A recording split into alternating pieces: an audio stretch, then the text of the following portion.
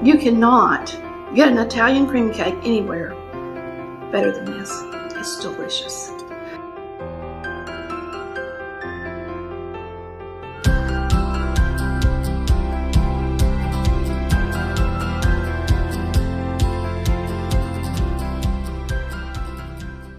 Hey y'all, it's Tammy with Collard Valley Cooks. Today we're making one of our very favorites and a lot of my family and friends' favorites. That's my Italian cream cake. Super simple, so delicious. You're gonna love it.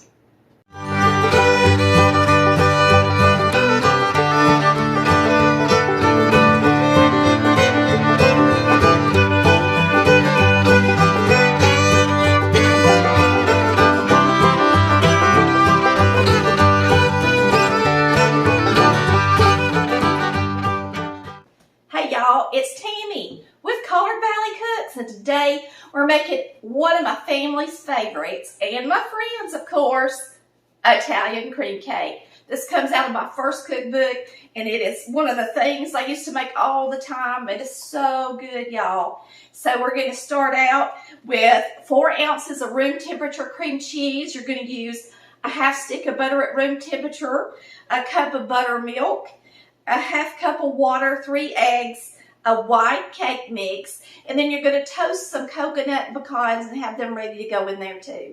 We're going to get started mixing it up in the mixer. You're going to start with your cream cheese and your butter. Okay, this is the recipe in our first cookbook, Italian cream cake. And you're going to start with 4 ounces of room temperature cream cheese. I'm going to go ahead and slide this off.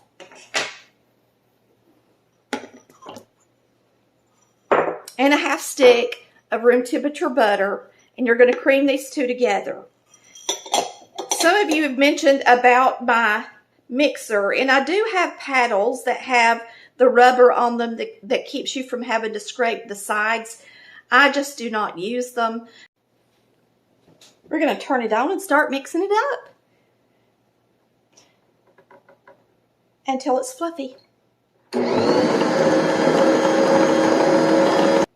Now I'm going to add my eggs. I'm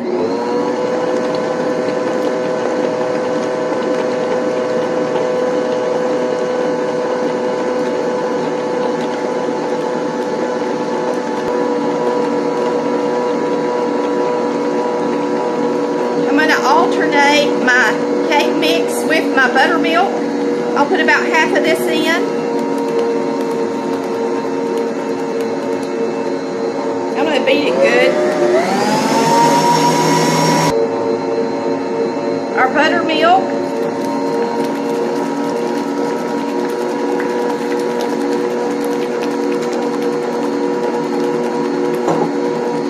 The rest of our cake mix. And the half cup of warm water.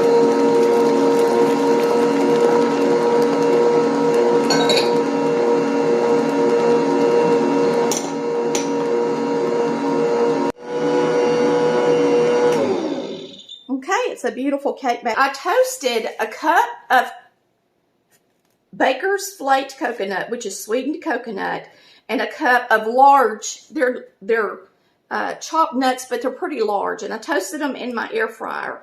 And if you want to know how to do that, just look in the description post at the instructions. But we're going to be using this on the top of the cake after we ice it. And we're also going to put a cup of this in our cake layer. So we're going to go ahead and add a cup of these toasted pecans and coconut.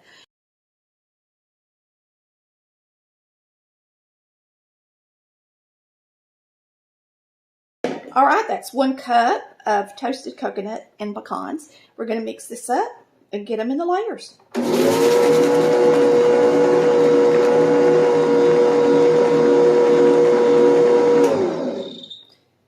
All right, we're going to talk about a couple of really important things.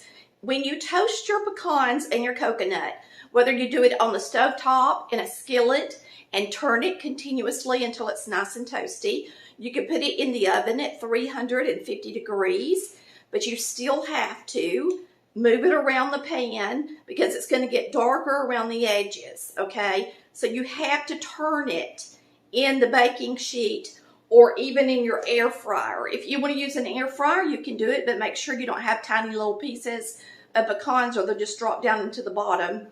And you will be putting it on 270 degrees, and you're going to actually take a spoon and mix it up every couple of minutes until it's a beautiful golden color. One more thing, make sure you use a white cake mix because yellow cake mix has a very strong distinctive flavor and it will not taste as good and delicious and taste more like a homemade cake if you use the yellow. Do not use yellow in any of my cakes, whether it's the red velvet, the Italian cream, the strawberry. Make sure you grab that white cake mix, please.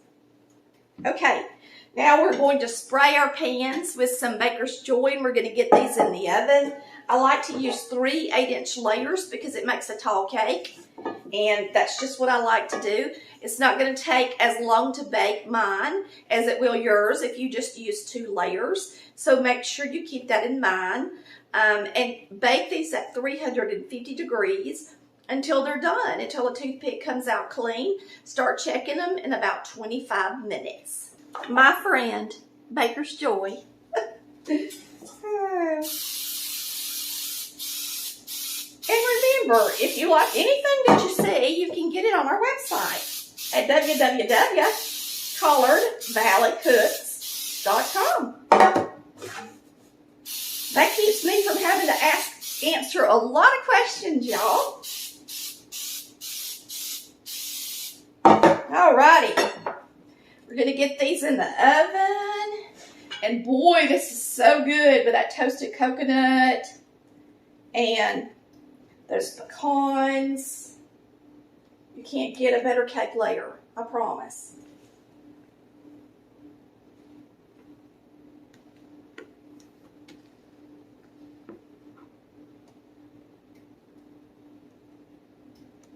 I remember the first time I made an Italian cream cake. I used the Southern Living cookbook, and I beat the egg whites, and I did all this stuff, and took me forever to make the cake.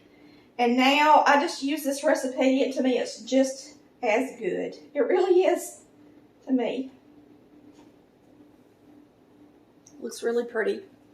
All right, we're going to get them in the oven. Okay. These are ready. They are light on the top. They have just started pulling away from the sides of the pan, and that's what you want. They're done, but really pale. They're going to be pretty. So we're going to sit them right here on the table and let them cool off for about 5 minutes, and then after that we'll flip them out. Now, since it's a cake mix, you can actually go ahead and flip them out. It's not going to hurt anything. So I'm going to go ahead and do that and let them start cooling down. And that way they won't get any darker on the bottom. It's another good thing about using the cake mix. You can flip them out fast. Go ahead and have that parchment cut and ready. It doesn't take a whole lot for me to get worn out, so I do things in moderation. It's just better that way when you have fibromyalgia and a few things like I do. It doesn't mean you can't get it done. It just means it takes you a little bit longer. So if you're like me, get up off that couch, make your layers one day, wrap them up in some wrap, and then ice it the next day. Take it easy. Just put it in the refrigerator or in the freezer. Better yet, put it in the freezer. And that way it'll be easy to ice. All right, y'all, it's time to make the icing, and we're going to be using 4.5 cups of powdered sugar. I did sift it because it was kind of lumpy. And then we've got a stick of room temperature butter, an 8-ounce package of cream cheese. We're going to be using a little bit of cream. We've got our toasted coconut and pecans, a tip ready to make the cake pretty, and we are ready to roll. So we're going to start off in the mixer with the cream cheese and the butter, and we're going to mix them until they're nice and fluffy.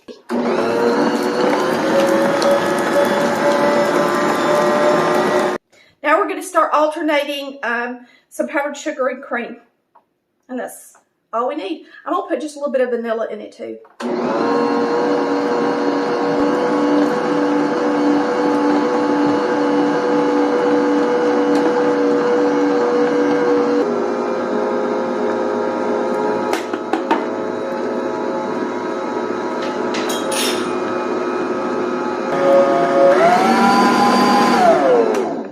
Ready. All right, we've got a bag here. We're going to put a border around the top of the cake when we're done. And here's our layers. We're going to get started icing them. You just, I like to make a 3-layer cake, and I like to use an 8-inch layer, and that way it fits on a plate good with plenty of room if you want to put a border on it. Of course, you don't have to put a border on it. This cake is really soft, and so I need to use my spatula, not this.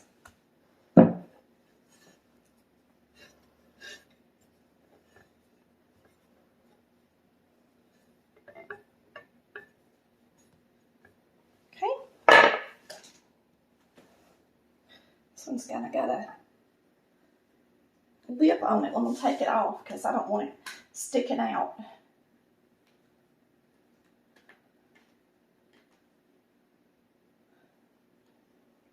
So all I did is take the little edge off so that it wouldn't be sticking out. Of course, we're probably going to cover it with pecans anyway, so it probably don't even matter, but I'm going to go ahead and clean this one up too because it made my hands sticky. Okay, if you freeze your layers, there's 2 good things about it. 1, it makes the layers moister, and 2, it's easier to ice. So it's always good to throw them in the freezer, and of course you wrap them up first.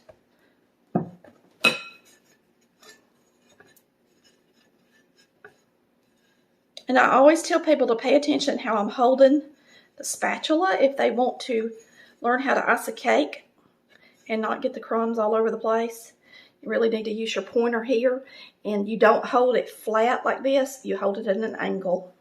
I'm going to get these crumbs off the side before I ice the sides so that they don't get stuck up in there. Okay, our last layer is going on the top. And cake mixes don't have a lot of cake in them anymore. And that's one reason I like to do 3 layers too. It's because they really don't get very tall. And if you use 9-inch layers, use 2 layers because it just wouldn't be very pretty if they were much thinner than what I've got. If you're making one of my homemade cakes, they actually have a lot more cake batter, so you could use 3 9s and it still look pretty good.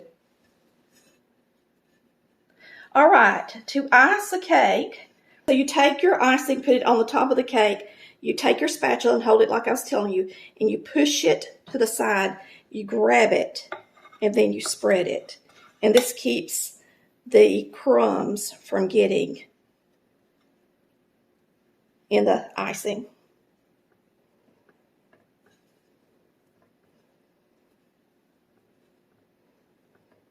I'm trying to save enough icing to do the border at the top to make it pretty. I think I can have it a little bit more.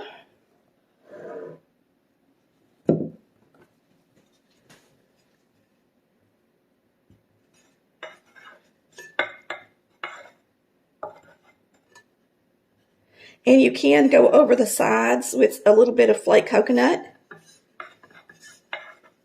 as well. My border tip, that's my favorite, we actually let it fall down into the garbage disposal and mess it up. So today I'm going to use this and just see how it turns out. I'll have to order me another one of my faves. We're going to get this in here. Get a border around the top. And this is a really pretty cake when it's done. All right, we'll see how this looks. We're just going to do a swirl. around the edge.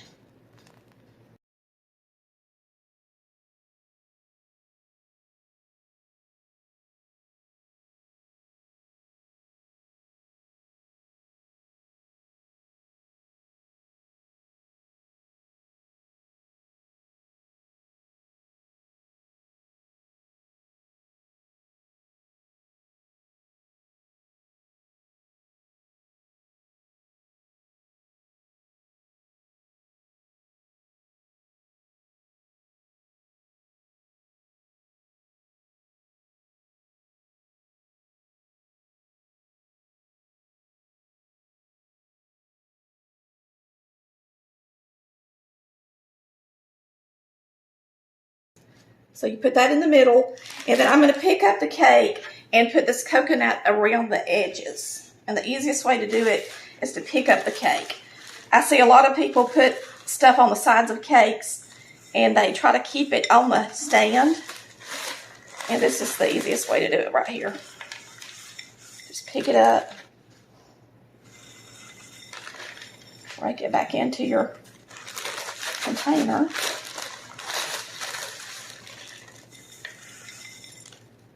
Time to cut the cake. It's still a little bit cold. Just see how good it looks.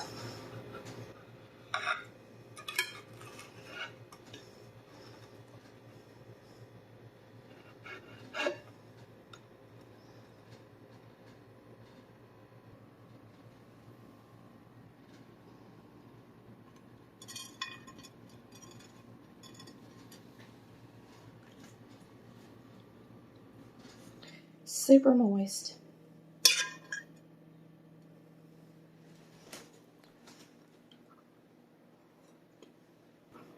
You cannot get an Italian cream cake anywhere better than this. It's delicious.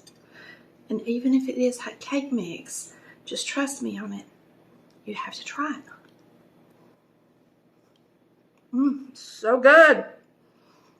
Woo! Thanks for watching Collard Valley Cooks, where we cook like Mama did. Y'all have a wonderful day. Hit that like and subscribe button, and we'll see you next time. Bye. Love ya.